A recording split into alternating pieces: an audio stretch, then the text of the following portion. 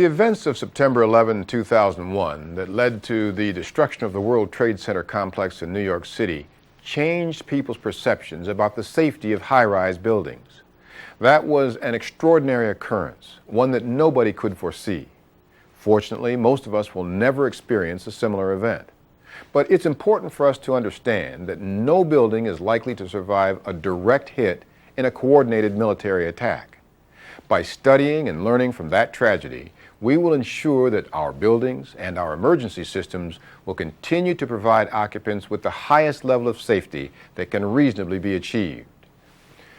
Regardless of the type of building or the reasons for a building evacuation, when people know the emergency plan, understand their role in the plan, and take responsibility for their own safety, they are better equipped to respond correctly and ultimately to survive.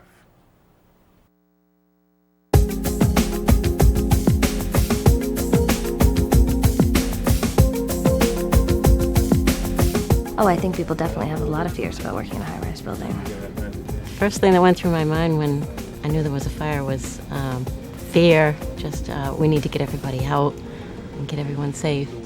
When the alarm goes off, my experience in the past is that the majority of people don't take it seriously.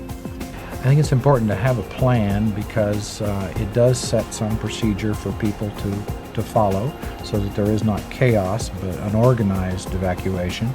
I think that having rehearsed in a drill makes people feel a lot better about being able to evacuate in a real situation.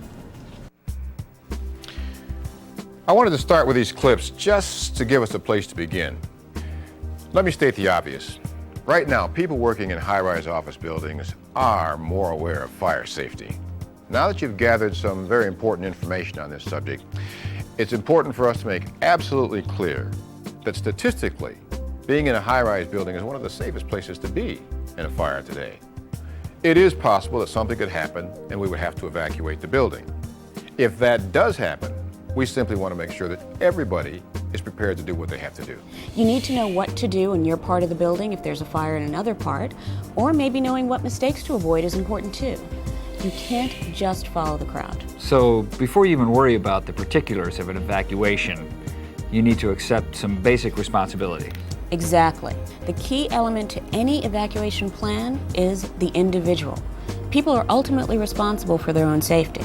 Well, so what we really want to do is give people as much information as we can so they can make decisions in an emergency. But the right information based on real experience. You know, I read that most fire deaths occur in the home. Someone is much less likely to be killed in a high-rise fire. Well, we know the buildings are safe, and that's because of design and construction features and extinguishing systems, right? Who's got the details? These are the plans for, let's see, floor 34 in this building. That's where we had the drill. Understanding where the exits are, I think, is important, not just to the elevators in the common lobby area, but the stairwells. You might know where the closest fire stairs is, but that stairway might be blocked, or you might not be able to get out, or a fire might be blocking that one. So you need to know where all the stairways are, not just the one that's closest to you. Stairwells are key locations, and that's the first thing anybody working in a high-rise needs to know. This is where people will go during an evacuation, either to get outside or to get to a safer part of the building. They're about the safest places in the building to be in a fire. They're designed that way. So, first thing, if anyone stores anything in here or blocks these doors open, they're defeating the whole purpose of the design. The stairwells are part of the central core that runs up and down to the entire building.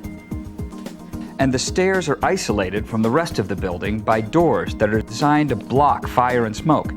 This is also the way that emergency personnel will get up to the fire. A very important point. A high-rise might have thousands of people working in it. The stairs aren't designed to handle everyone all at once. We want people to quickly evacuate from a floor where they may be in danger onto another floor, or completely out of the building in stages if that's what the situation calls for. If everyone stayed in the stairs, the whole process could slow down, and that gets dangerous. You know, our building has a steel frame. And if we could peel back the walls in all this building, we'd find that every structural support beam is coated with an insulating material. Heat from a fire can weaken steel. With insulated beams, a building like this can stay structurally sound. That is, the steel won't buckle or twist under all but the most extreme fire conditions. And buildings made of reinforced concrete don't need that additional fire protection. So a key to our message is, know enough about a high-rise building and you'll know how safe it is. I like that. But, and this is why what we're doing here is so important, fires in high-rise buildings do occur. And when they do, people have to react appropriately to the situation, evaluate their options, and then decide what they're going to do. Take the alarm or the warning seriously and react promptly. It's important to react quickly to the alarm because there could be an event taking place down in the building that is going to develop over time, and getting a head start on it may be the difference of your life, saving your life or not. Most high-rise buildings have some sort of automatic extinguishing system. In a high-rise fire, sprinklers will control or even extinguish the fire. Look around you, there are sprinklers everywhere. The system is designed to cover every area of the building. The heat rises from the fire, activates the sprinkler, water comes spraying out directly over the fire area, the fire is controlled. Okay, no question in my mind that sprinklers make a building safer, but not all high-rise buildings have sprinklers, do they? What about buildings that were built before they were required and never had them installed? That's a valid point. Many buildings are like that. But take a look at this. This is a typical high-rise. You know, no two buildings are built exactly the same. They have different designs, different floor plans, different uses, but the principles are the same. I think part of the answer is a concept known as compartmentation, right? Fires can't easily pass through from one floor to another. And sometimes solid fire barriers are built from one floor to the floor above to divide an area into sections or compartments. These construction elements are designed to contain a fire in a single part of a building. So even without sprinklers, a fire can be limited to a smaller area. In many cases, yes. Which is why we're told if there ever is a fire, to close all doors, especially fire doors.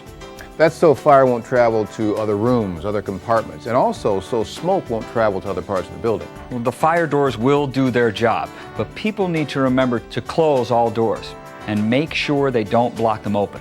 Especially doors into the stairwell. We don't want smoke getting into the stairs when people need to get out.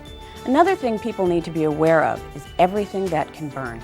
If a fire ever gets rolling, virtually everything in an office can become fuel, not to mention the amount of paper we generate. Well, it's a housekeeping issue, isn't it? Cleaning out storage areas, avoid having excess paper and supplies around, that sort of thing. And files, reports, printouts stack up. Cleaning them up can make a real difference. And making sure there's nothing that might start a fire. Malfunctioning electrical equipment, unattended heating appliances like coffee makers, things like that. Unauthorized smoking.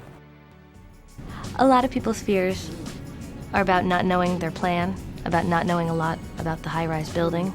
And I think a lot of their fears would be alleviated if they knew their plan and they understood exactly how the fire systems in this building work. It can be a very emotional, it's a dangerous, life-threatening situation. So it has to be taken seriously. In my mind, there's no such thing as a false alarm. If it's a false alarm and I'm out of the building, that's not a problem. If it's not a false alarm and I'm not out of the building, that's a real problem. It's the responsibility of people in the building to know the plan in their work area and to be able to follow it. That means sound the alarm if you discover a fire or see smoke. Or if you hear the alarm, evacuate. Don't wait. Don't try to investigate. If conditions are ever really bad, or if your planned exit route is blocked, you may have to make a decision on the best course of action. Knowledge of the plan, knowing the building, keeping a cool head, those are the absolute fundamentals. Dan? Just to give you an idea of how an actual fire emergency might unfold, we taped my work area performing a fire drill. In most high-rise buildings, the plan is for a staged evacuation. People evacuate to another floor where it's safe, but don't leave the building initially. These people were working on the 34th floor, the fire floor, when the alarm sounded. It will be followed by specific voice instructions for each floor that is affected. Everyone on the fire floor, everyone on the 2 floors below the fire floor, and everyone on the 2 floors above the fire floor use the nearest stairs to evacuate. Always the stairs, not the elevator. Right now, in this drill scenario, the primary exit is clear. no problems. The procedure here is for every floor responding to the alarm to go down 5 floors and re-enter the building. We have other buildings in the company that do it a little differently. Some people may just hear an alarm sound without a voice message. We also have non-sprinkler buildings where the response usually is to evacuate to the outside right away. Well, even some smaller high-rises with sprinklers may do that, go to the outside right away, but I think our building is a good general example. That points out another reason why we need to run drills frequently. People may change location and then they won't know what to do. They need to know the plan on day one, but unless they take the initiative, they won't know what to do until there's a drill, or even worse, until there's a fire. Tom, we're evacuating. Okay, the evacuation is in progress. Each work area has a designated evacuation leader to make sure that everyone is responding to the alarm. We train people to act, not wait for someone else. The evacuation leader coordinates things, but we want people to be moving already. So, people on the 35th, 36th, 34th, 33rd, and 32nd head down to their designated area, creating a zone of 5 floors being evacuated. All these people should move down the stairs as quickly as possible and re-enter on the designated floor. Only those floors will be evacuated at this stage. Everyone else in the building stays where they are, waiting for further instructions. And the evacuation leaders are checking everywhere. They do a quick room-by-room search to make sure everyone's getting out. Now, there are other people to assist employees with disabilities. Employees with special needs may have a different evacuation plan. They may go to a designated area where they can wait safely for assistance. Once the evacuation leaders are satisfied that everyone is evacuated, they also head for the stairs and down and join the others on their designated floor.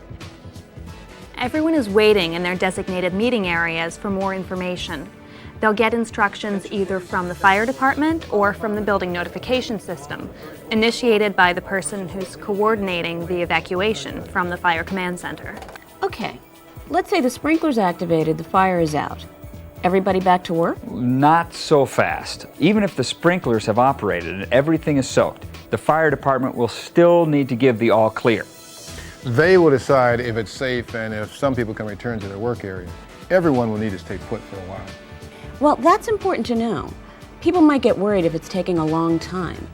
What if the fire gets worse? Well, if that happens, then the fire department will give instructions, and that depends on the circumstances. They may decide to evacuate additional floors, or they may decide to evacuate people to the outside. But either way, it will likely happen in stages. Floors closest to the fire first. Okay, but wait a minute. What if there's fire blocking an exit route?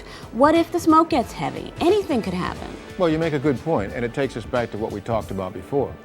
Keep cool, use your head, and know the plan. But if conditions change, you might not be able to follow the plan. So then it's up to you to make the right decisions. So you see why training is so important. We tell people to remember RED, RED, react, evaluate, decide. It's an ongoing process on your way out. If your primary exit route is blocked, use one of the alternates. We need to make sure we have at least 2 ways off of every floor. Once you're in the stairs, go down, don't go up, and never out onto the roof. If you encounter smoke, try to stay under it. If it's bad, get onto another floor and look for another way out. Another thing is, never go through hot, heavy smoke. Sometimes all it takes is a couple of breaths to knock you out, and then... Well, as a last resort, someone could get into an office or other enclosed area and still have a chance to survive.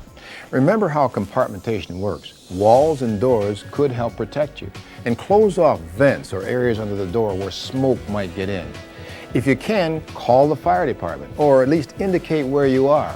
And don't break the windows. That could make conditions in the room worse or injure people down below. That's a really extreme fire scenario, one that practically never happens. But it's good to know that someone could survive even in those circumstances. That's it. We had a drill, a few people asked questions, but for the most part, they know what to do. Well, people aren't always comfortable asking, so we're putting together a handout. We're putting something in the newsletter too, and on the website. Yep, I think all that's very important. I think we're ready. Good job, everybody. By the way, let's recap all of your recommendations. I know it's not complicated, but it's worth repeating, okay? There's no question that high-rise buildings are safe. People need to know it and know why. But we also know there could be a fire. So everyone needs to know the plan for their area, then use fire drills to practice what they would do in a real emergency. People need to know their exit routes, at least 2, and listen for instructions. Close doors if possible, and don't block exit doors open. Avoid heavy smoke, and never go to the roof. If things are not going as planned, remember RED. React. Time is critical. Evaluate. Understand the conditions and what the dangers are. And decide based on your training and knowledge of the building. I really think this is the kind of information everyone needs. And wants to. That's what everybody said. Nice job. Thank you. All right, thanks a lot. I think that when people are well informed about what's going on, it makes people feel much more comfortable about the evacuation process. Just be prepared from the beginning and have some tools with you, maybe a flashlight that you keep in your desk, and know who's in charge of getting people out of the building, know where the fire exits are. And if you're one of those who don't believe that it's a real situation and you find yourself in a real situation and you're the last one out, you could get lost. I do believe that high-rise buildings are safe places to work.